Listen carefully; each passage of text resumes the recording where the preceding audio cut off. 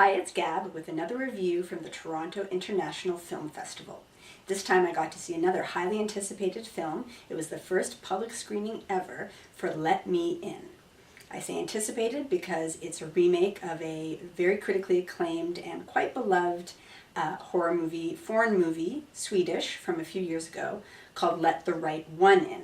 Fervent fan base for this film. When it was announced it was being remade in an American version, there was a lot of controversy about that. Of course, fans of the original film not believing this was a good idea or necessary and didn't want to see their beloved film toyed with. The film is based on a book, by the way. But of course, it went ahead with director Matt Reeves, who is known for the film Cloverfield, and starring Chloe Moretz, who is recently in Kick-Ass, and Chloe Moretz and Cody McPhee. The boy. I think I'm messing all these names up. The boy from The Road. So two child, obviously young actors with a bit of a background in pretty intense roles and films. And here's another one. The story, if you're not familiar with it, is about two isolated children becoming friends.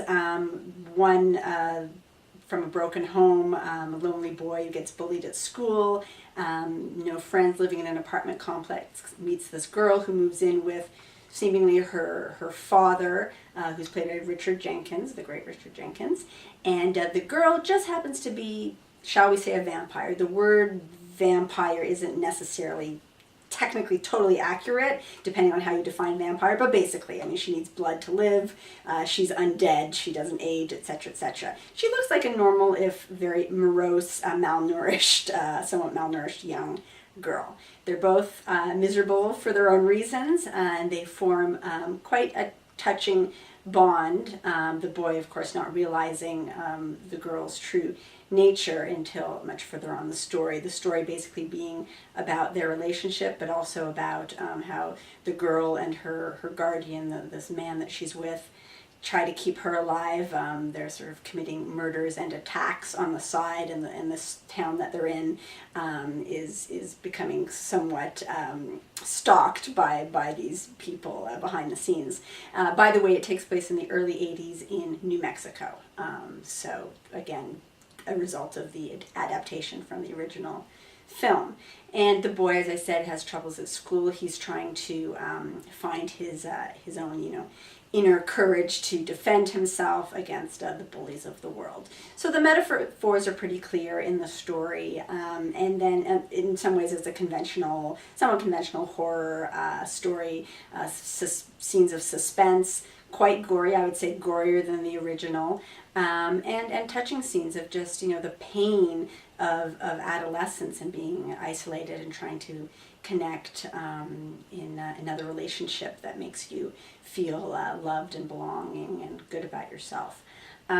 What can I say about this film that would make you compare it to the original? That's what most people are interested in, and I would have to say that it's extremely similar to the original. Almost all of the scenes follow the first one almost exactly as far as I can remember the first one, which I saw a couple years ago.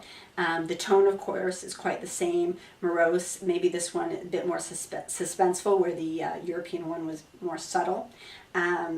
Performances equally good. Obviously the themes and symbolism similar. So what I really would have to say is I don't know why it had to be remade.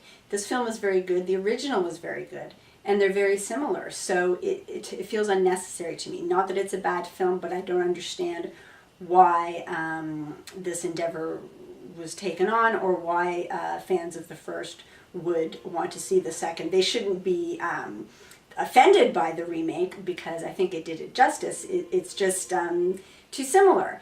So if you've seen the first, I'm sure you'll enjoy this one, but you'll have a feeling of deja vu.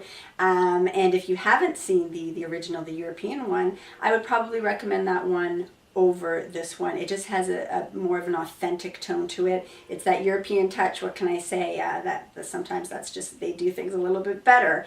One thing I noticed about this one, I love the score. The score was quite beautiful.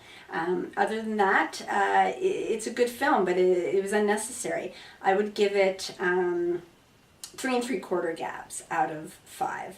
That's Let Me In. I don't think anybody should be miserable about it, but you might want to skip it if you love the first one. Otherwise, check out Let Me In when it comes out in October. It's gory and it's touching, and that's always an interesting combination. This has been Gab from TIFF. Stay tuned for more.